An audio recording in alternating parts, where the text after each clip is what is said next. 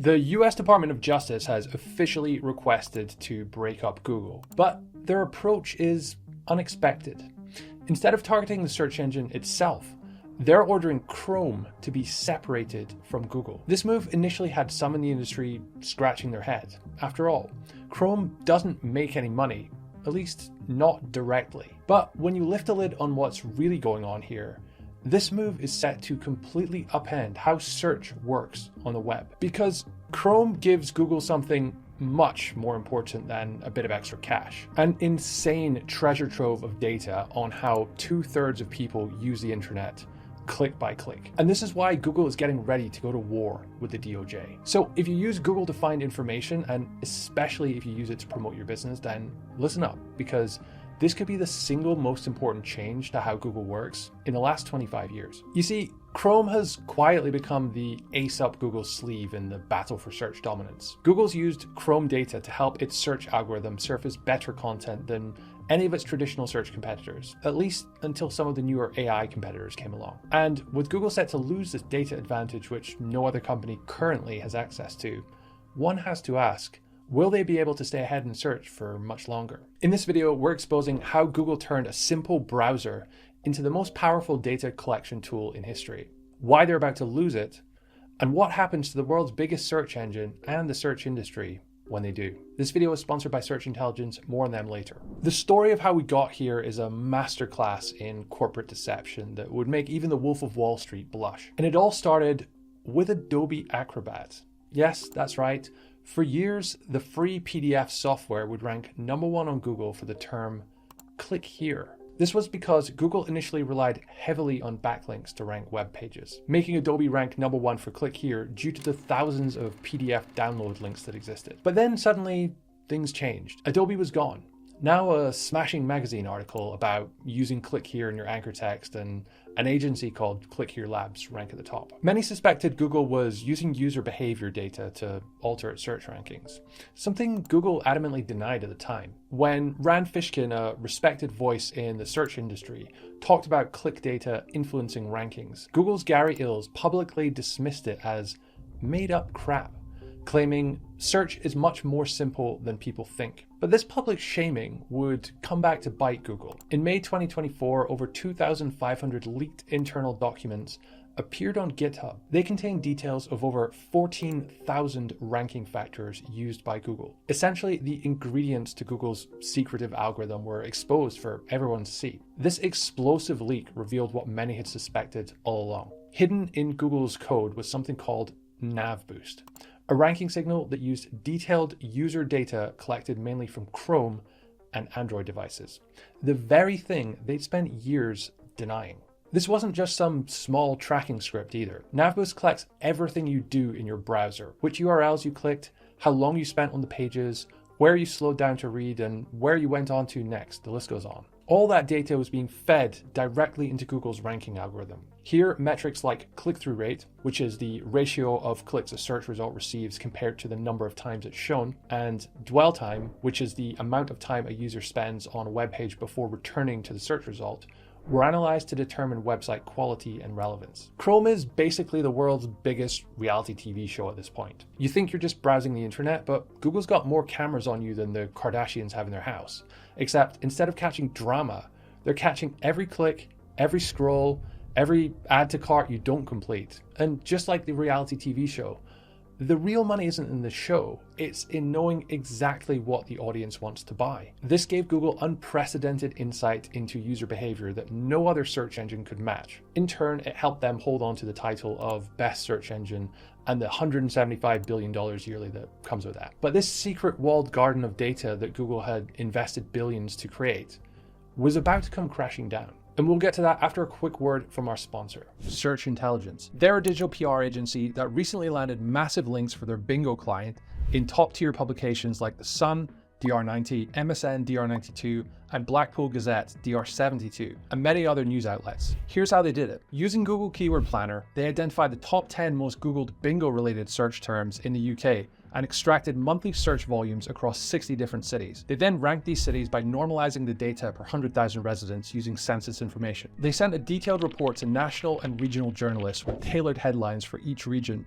like Liverpool ranks 4th as the most bingo-obsessed city in the UK. This targeted approach resulted in widespread coverage and valuable backlinks. So if you're looking to enhance your link building efforts with creative digital PR campaigns, head on over to search-intelligence.co.uk. In August 2024, when a judge ruled that Google had illegally monopolized the search market, many speculated that Google might even be broken up. But this would be difficult because Google is search, and breaking up this search functionality wouldn't really be possible. Instead, many experts looked at Google's exclusive deals, like the one where Google pays Apple $20 billion per year to be the default search engine on Safari. You don't have to be a lawyer to see why the DOJ might put a stop to this deal and allow more competition. But the regulator's next move would surprise everyone, and we didn't have to wait long to find out what it would be. Just 3 months later, in November 2024, the DOJ announced it was targeting Chrome. What's surprising here is how far they're willing to go to level the playing field. The DOJ isn't just demanding changes, they want Google to sell Chrome entirely. Think about that for a second.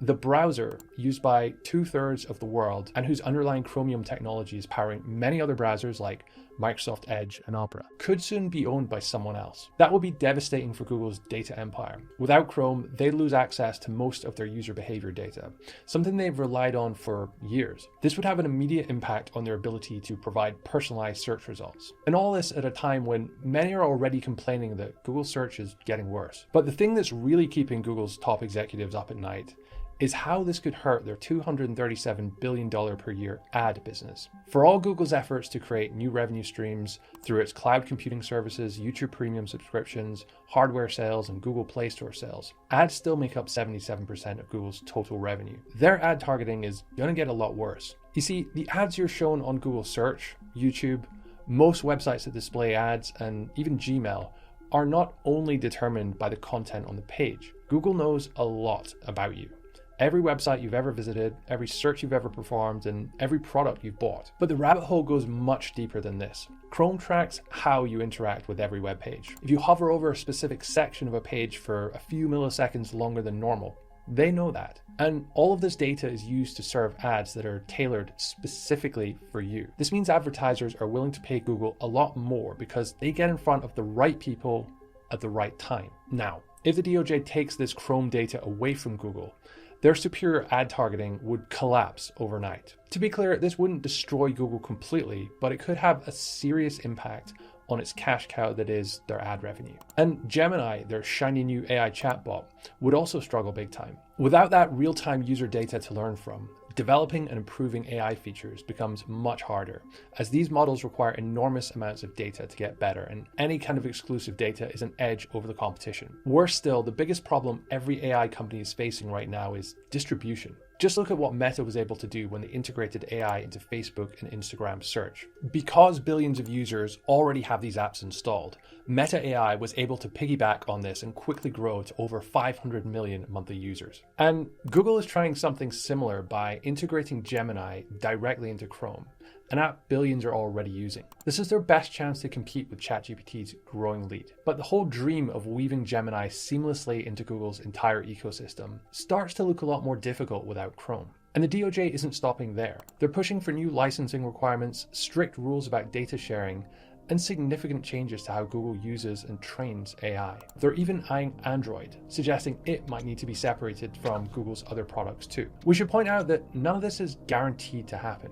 Antitrust cases like this are almost always appealed. This could end up being much like Microsoft's high-profile antitrust case, which was settled without breaking up the company. But this time the case against Google has broad support across the political spectrum, having been initiated in September 2020 under Trump, who's going back to the White House soon, and continuing through the Biden presidency. If the DOJ does successfully break off Chrome, we're looking at two very different possible futures for search, and neither one looks good for Google. Let's start with scenario 1. Chrome gets spun off into its own separate entity. The very first thing the new Chrome company needs to figure out is how to make money. And an obvious place to start is by selling Chrome data to Google or anyone else that wants to buy it. Overnight, this could raise tens of billions of dollars in revenue for Chrome, more than enough to fund the new company. But while Google would get to keep its data access for a price, this poses a much bigger problem for the search giant. Meta, its biggest ads competitor, would also be able to buy this data. Google and Meta are the two largest players in online ads, accounting for nearly half of all US digital ad revenue in 2024. And with access to Chrome data, Meta could make a push to not just overtake Google, but to leave it behind in the dust. And this is true for AI companies too. OpenAI's ChatGPT and Anthropic's Claude would be lining up to buy Chrome data to improve their models. They could even bid for AI distribution rights within Chrome's browser, which could block Google from getting its Gemini model in front of hundreds of millions of people. Microsoft could also make Bing more competitive if it gets access to Chrome data. I still think they're going to need to change the name before anyone will actually use it though. Have to talk to marketing about that. Yeah, it's a terrible name. But imagine a world where most search engines were about as good as Google, only without the annoying ads, AI overviews, featured snippets, people also ask, and whatever new annoying feature Google's beta testing this week. There would be no compelling reason to use Google over any other search engine. In fact, other search engines with more user-friendly layouts might even beat Google. AI chatbot answers could understand which information sources to value more strongly by using Chrome click data, giving better, more accurate results. And for those businesses who rely on Google for traffic to their website, the process of search engine optimization could be appended by this too.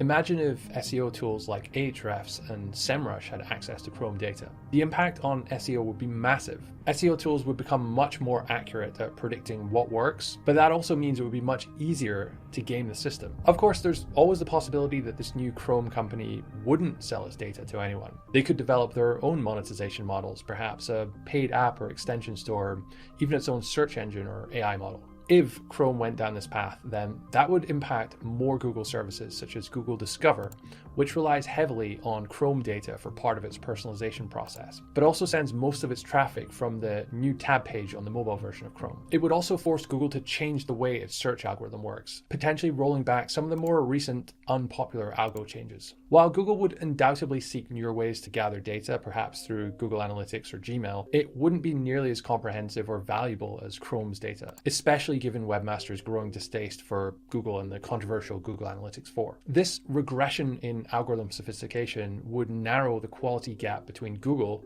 and their competitors, giving smaller search engines like Bing, Perplexity, or the soon-to-be free function inside ChatGPT a chance to gain ground. For users, this means less personalized results and potentially less relevant search outcomes, at least in the short term. This would also lead to some pretty dramatic changes in Chrome's business model. This could take the form of a more advertiser-friendly approach with increased data collection, more intrusive ad placements, and partnerships with ad networks. Privacy would probably take a hit too, with expanded user tracking and less stringent data protection measures. We think this data hoarding option is far less likely because, well, it doesn't make business sense to refuse to sell the data. So unless the DOJ or some other regulator prohibits it, then a new Chrome entity selling data to anyone with money is the most likely outcome. Unless, that is, another company buys Chrome, which is also challenging because Chrome on its own would currently be valued at $15 to $20 billion, so only a very large company could afford it. However, it's hard to see how this wouldn't instantly result in another monopoly of sorts.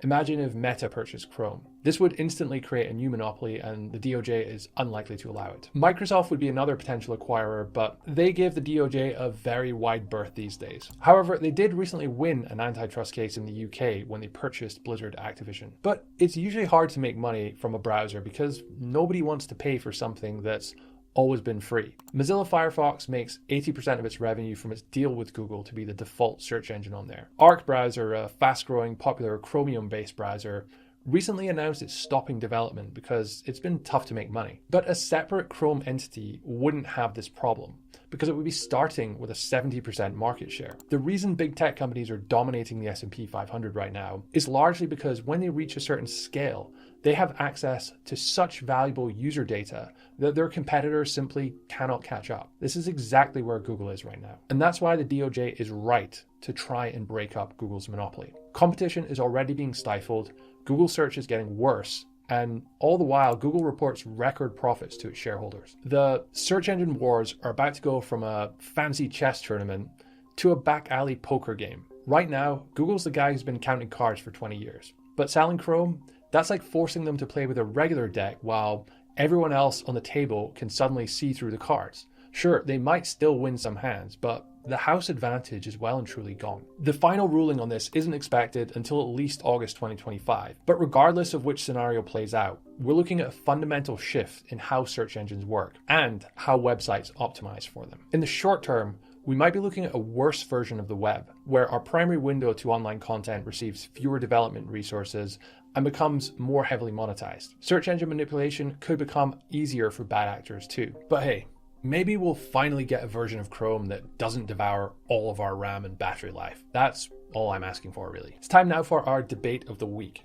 What's your take on the DOJ's decision to force Google to sell Chrome? Is it a step in the right direction, or will it just make the web worse without really challenging Google's dominance? Let us know in the comments below. We do read every single one of them.